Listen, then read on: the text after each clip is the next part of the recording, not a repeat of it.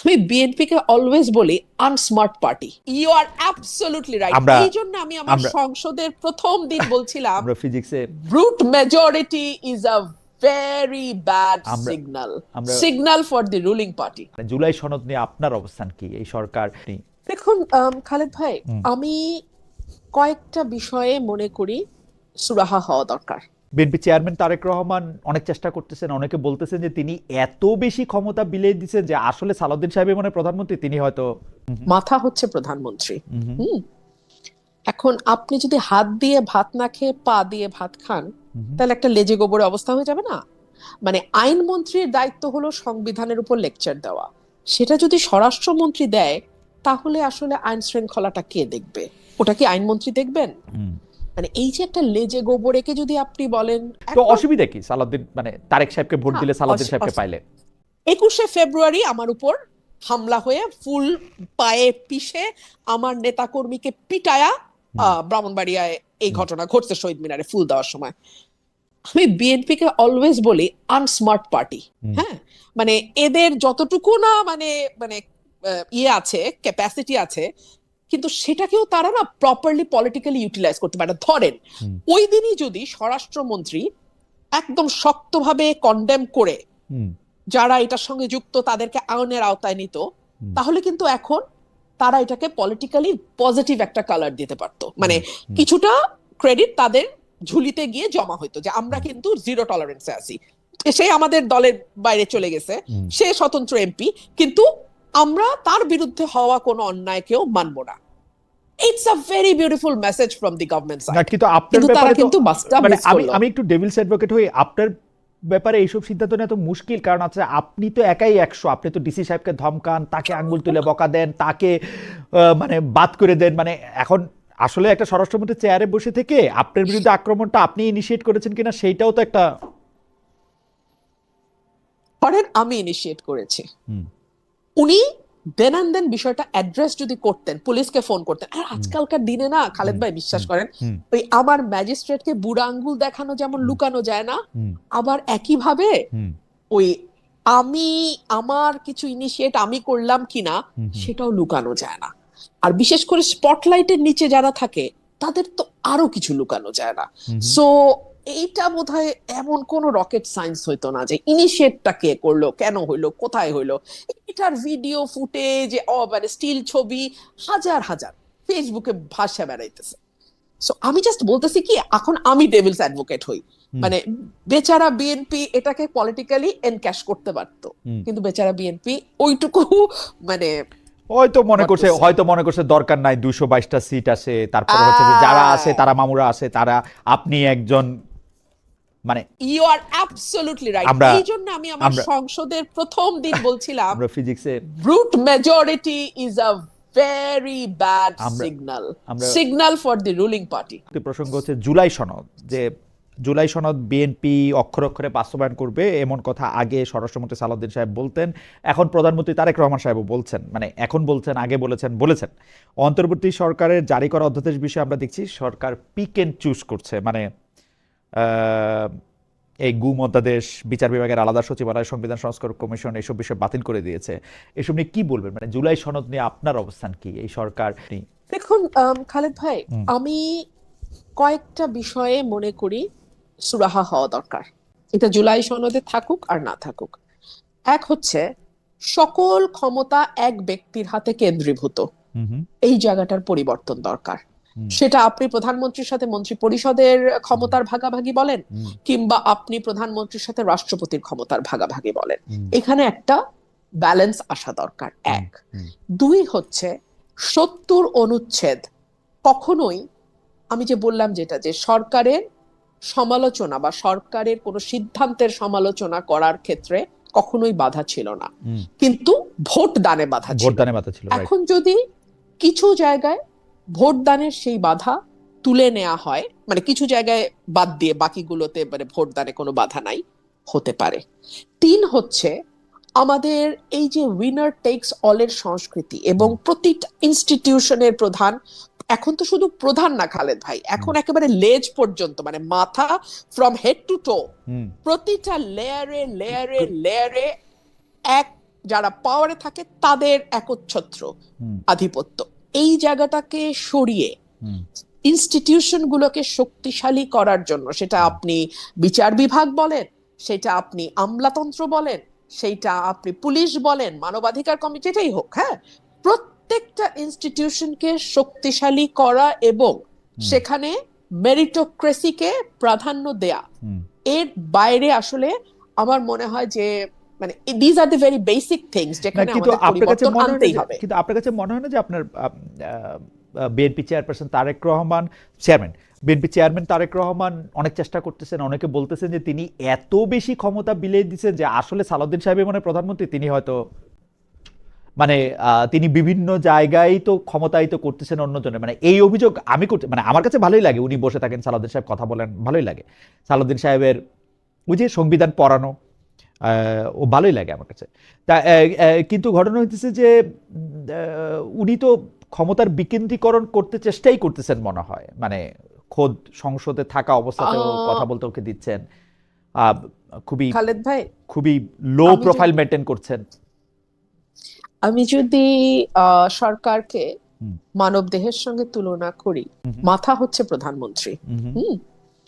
এখন আপনি যদি হাত দিয়ে ভাত না খেয়ে পা দিয়ে ভাত খান, তাহলে একটা লেজে গোবরে অবস্থা হয়ে যাবে না? মানে আইনমন্ত্রীর দায়িত্ব হলো সংবিধানের উপর লেকচার দেওয়া, সেটা যদি স্বরাষ্ট্রমন্ত্রী দেয় তাহলে আসলে আইন শৃঙ্খলাটা কে দেখবে? ওটা কি আইনমন্ত্রী দেখবেন? মানে এই যে একটা লেজে গোবরেকে যদি আপনি বলেন ক্ষমতার ভারসাম্য বিকেন্দ্রীকরণ, তাহলে আমার আর কিছু বলার নাই। কিন্তু আমি একটা লেজে গোবরে দেখতে পাচ্ছি আর কি, মানে এটা আমার সাথে, আমি জানি যারা পার মাতালের মতো দল মানে না করলে এটা একমত হওয়ার কথা। কিন্তু বেঁচে ফারানা, আমি শুধু মানে আপনাকে একটু মনে করাই দিতে চাই যে তৃতীয় টার্মে যখন রেকর্ড করার জন্য টনি ব্লেয়ার প্রধানমন্ত্রী হলেন, যেটা 2005 সালের নির্বাচনে, তখন দেখা যেত যে টনি ব্লেয়ারকে কোনো প্রশ্ন করলেই তিনি চ্যান্সেলর অফ এক্সচেকার, যিনি গর্ডন ব্রাউন, যিনি এবার পরে প্রধানমন্ত্রী হয়েছিলেন, তার কাছেই সবকিছু ঠেলে দিতেন। মানে এটা টেলিভিশনে, সংসদে, সবকিছু, এটা তো অসুবিধাটা কি? মানে আমি যদি মনে করি এই উত্তরটা আমার এই কলিগ ভালো দিবেন, তিনি এখন স্বতন্ত্র মানে কি মন্ত্রী, এটা দেখার কি আমার খুব বেশি দরকার আছে? মানে তিনি অর্থমন্ত্রী ছিলেন গর্ডন ব্রাউন, মানে যদি আমি চ্যান্সেলর অফ দ্য এক্সচেকার, মানে আমি দর্শকদের জন্য বললাম, কিন্তু অর্থমন্ত্রী সকল বিষয়েই আসলে কথা বলতেন সে সময়। আমি আমি আমি আমি এটা শেষ কথা বলি, ওই নির্বাচনে আমাকে আগে লিখে দিতে হয়েছিল ব্লেয়ারকে ভোট দিলে ব্রাউনকে পাবেন। সিরিয়াসলি, প্রথম মানে ব্লেয়ারকে, হ্যাঁ, এবং তাই হয়েছে। মানে তো অসুবিধা কি সালাউদ্দিন, মানে তারেক সাহেবকে ভোট দিলে সালাউদ্দিন সাহেবকে পাইলে? একদম, মানে কোনো অসুবিধা নাই, তারেক সাহেবকে ভোট দিলে পুরো মন্ত্রী পরিষদই পাওয়া যাচ্ছে, তাতেও কোনো অসুবিধা নাই। অসুবিধা হচ্ছে যদি উনি ওনার মন্ত্রণালয়কে সঠিকভাবে, আচ্ছা, একেবারে 100% দেওয়ার পরে উদ্বৃত্ত সময়টা বা উদ্বৃত্ত কাজটা উনি করতেন, তাহলে আর কোনো কথা থাকতো না। আমি সংখ্যাটা এই মুহূর্তে মনে পড়ছে না, গত 2 মাসে একটা হত্যার পরিসংখ্যান বেরিয়েছে, and the number is alarming. আমার নাম্বারটা এক্সাক্ট মনে নাই বলে আমি আর এটা বলছি না এখানে, কিন্তু আমার এটুকু মাথায় আছে যে that figure was alarming. Okay. এটা কোনো ভালো বার্তা দেয় না। একটা নির্বাচিত সরকার থাকা অবস্থায় কুষ্টিয়াতে যে ঘটনাটা ঘটেছে, একজন মাজারের ব্যক্তিকে ধরে নিয়ে এসে দফায় দফায় মেরে তার মৃত্যুকে এনশিওর করা, এবং তারপরের ঘটনা আরো ভয়ানক খালেদ ভাই, তার পরিবার কিংবা তার মুরিদগণ কেউ মামলা করার সাহস করে নাই। আপনি আপনার রাষ্ট্রে এতটুকু সিকিউরিটি একটা মানুষকে দিতে পারছেন না যাতে তার জীবনের অধিকার নিশ্চিত হয়, তা তো পারছেন নাই, আবার তার পরিবার বা তার নিকটাত্মীয়রা মামলা করবে, সেই সাহসটুকুও যখন তারা সঞ্চয় করতে পারে না, তখন সেটা সরকার এবং আরো প্রিসাইসলি স্বরাষ্ট্রমন্ত্রীর ব্যর্থতাকে ইঙ্গিত করে। না, স্বরাষ্ট্রমন্ত্রী এদিকে ব্যর্থ, ওদিকে খারাপ, মানে ইংরেজিতে খারাপ, অঙ্কে ভালো, এরকম তো হতে পারে, তাই না? মানে সবাই, মানে উনি হয়তো মানে আপনি বলতেছেন যে অবশ্যই স্বরাষ্ট্র মন্ত্রণালয় তার প্রাথমিক দায়িত্ব, কোনো অসুবিধা নাই। জি হ্যাঁ খালেদ ভাই, তাহলে আমি যদি অঙ্কে ভালো হই, আমি আর ইংরেজিতে খারাপ হই, তাহলে আমি অঙ্ক নিয়েই ফার্দার পড়াশোনাটা করবে হয়তো উনি, হয়তো আমি অনার্স মাস্টার্সে উনি- ওইটা নিয়ে অঙ্ক নিয়ে করব। উনি হয়তো ইংরেজিতে যাব না। উনি হয়তো ইংরেজির জন্য একজন মানে প্রাইভেট টিউটর হয়তো রাখবেন তখন একটু পরে, মানে একটু গুছাইতে তো একটু মানে সময়, মানে আমরা একটু আগে শুরু করেছি কিনা তার সমালোচনা, সেটা আমি বুঝতে চেষ্টা করতেছিলাম, যে মানে একদম প্রথম দিন থেকে। আমি বরং এটা বলি যে আমরা তাকে অনেক- ওয়েক আপ কল দিচ্ছি। আচ্ছা, ওয়েক আপ কল দিচ্ছেন। যাই হোক, এর মধ্যে ইন দ্য মিন টাইম দর্শক মোহাম্মদ মেহেরাজুল ইসলাম উনি বলছেন, ভাই আমার নাম খালেদ মহিউদ্দিন, আপনি লিখেছেন যে খালেদা ভাই আপনিও দেখি কুসুম কুসুম প্রশ্ন করতেছেন। ঠিক আছে, মেনে নিলাম। আমি একটু আপনার কাছে ওই যে ডিজিটাল সিকিউরিটির প্রসঙ্গে একটু আসি, যে বেশ কিছুদিন ধরে যারা মানে বিভিন্ন রকম মানে সাইবার ক্রাইম বা বট আইডির আক্রমণের শিকার, আমরা যদি ওইভাবে বলি, তার মধ্যে আপনি একজন, মানে প্রধানমন্ত্রীর তথ্য উপদেষ্টা সম্প্রতি বলেছেন যে কোনো ধরনের মিস ইনফরমেশন ডিসইনফরমেশন এই সরকার টলারেট করবে না। আপনি এখন কেমন দেখতেছেন আসলে মত প্রকাশের স্বাধীনতা, এই bot ID, misinformation disinformation, এগুলি আসলে কিভাবে আপনি দেখেন? মানে কথা হইলো যে আমরা কি কেউ আমার বিরুদ্ধে একটা মিথ্যা কথা বললো, আমরা কি তার আসলে গ্রেপ্তার দাবি করতেছি, সেইটা কি আবার বাক স্বাধীনতায় হস্তক্ষেপ করা হবে কিনা?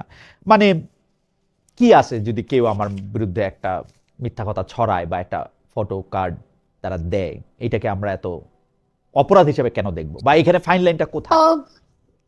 ফাইন লাইনটা আমার কাছে যেটা মনে হয়, মানে আমি তো অসম্ভব রকম এগুলোর শিকার হয়েছি। একে তো নারী, তার উপর এস্টাবলিশমেন্ট বিরোধী নারী, তার উপর ওমেন উইথ আ ভয়েস।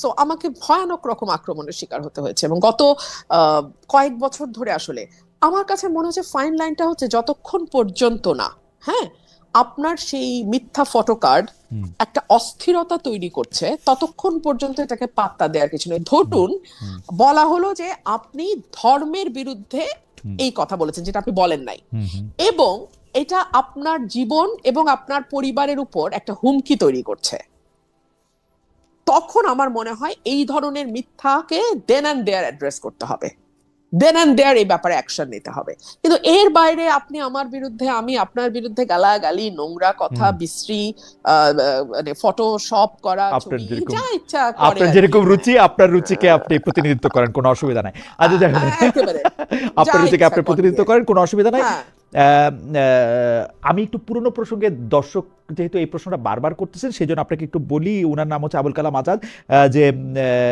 উনি একটি শপথ নিয়েছেন, আরেকটি কেন নেননি, সেটি একটু সংক্ষেপে বলবেন কিনা? হ্যাঁ, আমি এটা বহুবার বলেছি, আবারও বলছি, যেহেতু আমি প্রথম শপথটা এক্সিস্টিং সংবিধানের অধীনে নিচ্ছি, সেহেতু দ্বিতীয় শপথটা আমি নিতে পারি না। কারণ দ্বিতীয় শপথটা নেওয়া মানে হচ্ছে প্রথম শপথটা নালিফাই হয়ে যায়। প্রথম শপথ অনুযায়ী যে সংবিধান, সেই সংবিধানে আমাকে বলে দিচ্ছে যে কোন কোন, মানে আমি যদি পরিবর্তন আনতে চাই কিভাবে পরিবর্তন আনবো, 142 আর্টিকেল। তো এরপরে যখন আমি আরেকটা শপথ নেই এবং সংবিধান সংশোধন পরিষদ গঠনের জন্য শপথটা নেই, তখন আসলে আমার প্রথম না, শপথটা কিন্তু প্রশ্নটা হচ্ছে যে থাকে না। বেঁচে পারে না, প্রশ্নটা হচ্ছে যে আপনি তো জানতেন যে আপনাকে দুটো শপথ নিতে হবে, কারণ এই ব্যাপারে একটা অধ্যাদেশ জারি হয়েছে নভেম্বরেই। আপনি জানতেন যে একটা পরিষদ হবে যারা সংবিধান সংস্কার করবে, সেই শপথটাও নেওয়া হবে, একই দিনে সেই শপথ নেওয়া হবে, এটা তো একটা অধ্যাদেশে, এটা তো লেখা ছিল। আপনি তো আগে এটাতে বলেন নাই যে আপনি এটা নেবেন না। আরো একটা কথা হলো যে মোটামুটি ভাবে 70-75 জন তো ওই দুই শপথ নিছেন, তাদের শপথ মানে কি ভঙ্গ হয়ে গেছে, তারা কি বাদ হয়ে গেছে? তারা তো রীতিমতো সুন্দর সুন্দর কথা বলতেছেন। এই সংবিধান একদল বলছে ছুঁড়ে ফেলে দেওয়া উচিত ছিল, ছুঁড়ে ফেলে দিতে হবে, নতুন করে লিখতে হবে, উই হ্যাভ টু রিরাইট ইট। আরেক দল বলছে না, আমরা কিছু জায়গায় অ্যামেন্ড করব। যারা বলছে ছুঁড়ে ফেলে দেওয়া দরকার ছিল, তারা কেন 5ই আগস্টের পর সেটা ছুঁড়ে ফেলে দিল না? তারা কেন বিপ্লবী সরকার গঠন করলো না? এখন কি দাঁড়িয়েছে, সংবিধানের কিছু অংশ আপনি সুবিধা মতো মানছেন, কিছু অংশ আপনি সুবিধা মতো মানছেন না। মানে 106 অনুচ্ছেদ অনুযায়ী আপনি সংসদ গঠন, সরি, গভর্নমেন্ট ফর্ম করছেন, ইন্টারিম গভর্নমেন্টের কথা বলছি, আপনি আবার ওই রাষ্ট্রপতির কাছে শপথও নিচ্ছেন, কিন্তু আবার বলছেন এই রাষ্ট্রপতি সংসদে এসে দাঁড়ালে আপনি মব করে তাকে সরিয়ে দেওয়ার একটা মানে পায়তারা করছেন। মানে এটা মানে কি একরকম, মানে মনে হচ্ছে একটা বড় কেক পাওয়া গেল, আপনি একবার এদিকে খাচ্ছেন, আবার বন্ধুকে ডেকে ওইদিকে দিচ্ছেন। সেইটা তো মোটামুটি ভাবে আমরা সবাই করতেছি। মানে আমরা সংবিধান করতেছি, সংবিধানে যা কিছু আছে সেগুলির অর্ধেকটা মানতেছি না, কিছুটা ভালো লাগলে মানতেছি, কিছুটা ভালো লাগলে মানতেছি না, এটা ভালোই, এটা খারাপ না। কারণ মনে হয় যে সংবিধানের জন্য তো মানে আমরা পরবর্তীকালে আমরা যাই করব সেইটাই সংবিধান, এটা তো আমরা আগেও দেখে আসছি, পরে এগুলি সবগুলি ঠিক হয়ে যাবে, এতে অসুবিধা নাই। হ্যাঁ হ্যাঁ, কিন্তু সব রেটিফাই করে ফেলবো, হ্যাঁ, সব ratify আমরা হবে। যা যা করছি সবকিছু শুদ্ধ বলিয়া গণ্য হইবে, বাস হ্যাঁ, তত কোনো গণ্য হইবে। গণ্য হইবে, তাহলে তো কোনো অসুবিধা একদম হবে না। আম, আমি একদম। এই প্রসঙ্গে যখন প্রশ্নটা করব তখন দর্শকরাও আসলে কাছাকাছি বিষয়ে কথা বলতেছেন যে গত 1 বছর ধরে যারা আপনাকে পছন্দ করেন, তারা আপনার কথা পছন্দ করছেন, তাদের বড় একটি অংশ আবার এই অভিযোগ তুলছেন যে আপনি আওয়ামী লীগকে বাঁচিয়ে রেখেছেন, আওয়ামী লীগের নেগেটিভ ধরে রাখার কাজ করছেন, মানে আপনি আসলে একজন মানে গুপ্ত আওয়ামী লীগার, আপনার মনের মধ্যে আওয়ামী লীগটাই আছে, অনেকে এরকম বলতেছেন। মানে আপনি কি দেখেন যে আমার কাছে না নিজেকে, মানে আমি যদি তাদের সকল অভিযোগ হুম, সত্য বলিয়া ধরিয়া লই, হুম, হ্যাঁ, যে আমি আওয়ামী লীগকে বাঁচায় রাখছি, আওয়ামী হুম, লীগের ন্যারেটিভ বাঁচায় রাখছি, হুম, তাহলে সম্ভবত আমি একটা লাইফ সেভিং মেশিনের মতো, হুম, বুঝছেন? হুম, যখন বিএনপি আইসিইউতে ঢুকে আমি গিয়ে বিএনপি রে বাঁচাই, হুম। যখন আওয়ামী লীগ আইসিইউতে ঢুকে আমি গিয়ে আওয়ামী লীগ রে বাঁচাই। না, হইলেন কিন্তু লাইফ সেভিং আমার মেশিন, যখন সুদিন আসে, হইলেন লাইফ সেভিং মেশিন, আপনি তো ওই সময় বিএনপি করতেন, সেজন্য আপনি বিএনপিকে বাঁচাইতে চেষ্টা করছেন, আপনি তো আওয়ামী লীগ করেন নাই নাকি করেন সেজন্য গোপনে মানে? না, আমি আওয়ামী লীগ করি না, অবশ্যই আমি আওয়ামী লীগ করি না। আচ্ছা, কিন্তু আমি আপনাকে কিন্তু এই উত্তরটা দিয়েছি যে হ্যাঁ, যখন আপনার প্রতিপক্ষের হাত থেকে তলোয়ার পড়বে, তখন তাকে আঘাত করা সবচেয়ে বড় কাপুরুষের কাজ। ওকে, আপনি আপনার প্রতিপক্ষকে আঘাত করবেন, আমি আপনাকে তখনই বীর বলবো যখন সে তার সর্বোচ্চ শক্তির অবস্থাতে থাকে। আওয়ামী লীগ যখন তার সর্বোচ্চ শক্তিশালী অবস্থায় ছিল, তখন আজকে যারা কমেন্ট করছে